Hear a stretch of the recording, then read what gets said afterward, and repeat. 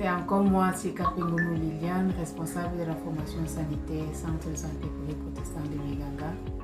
Comme à l'accoutumée, cet après-midi, nous allons vous parler des pathologies du 3e trimestre de la grossesse.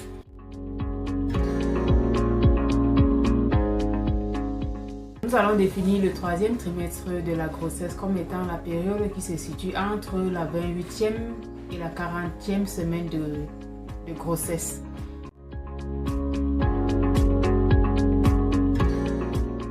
Nous avons les saignements vaginaux, la diminution des mouvements fœtaux.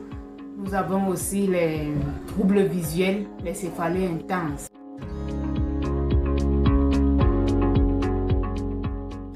Nous avons la pré-éclampsie qui se manifeste par une hypertension et par une tension artérielle élevée, des œdèmes des membres inférieurs et aussi un taux de protéines élevé dans les urines, qu'on appelle généralement une protéinurie.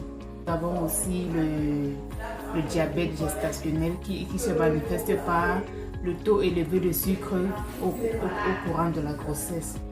Également, nous parlons aussi des hémorragies.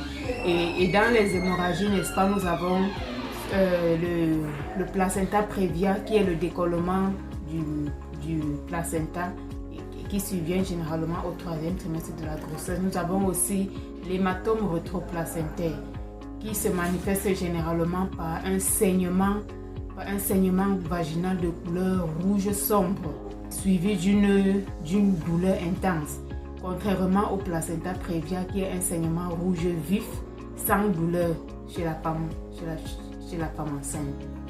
Des menaces d'accouchement prématuré. Les menaces d'accouchement prématuré généralement aussi sont causées soit par un paludisme, soit par une infection. Ça peut être une infection urinaire comme ça peut être une infection génitale. Et quand on dit menace d'accouchement prématuré, c'est généralement ces femmes-là qui accouchent avant 36 semaines.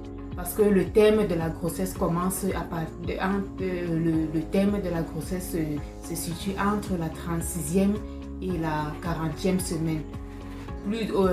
Au plus la 42e semaine. Donc une femme qui accouche avant la 36e semaine, ça c'est là où on parle d'accouchement prématuré. Et plusieurs facteurs peuvent être mis en jeu, comme je l'ai tantôt dit. Il y a le paludisme, il y a les infections, il y a aussi les IST qui peuvent être les facteurs favorisants, n'est-ce pas, d'un accouchement prématuré.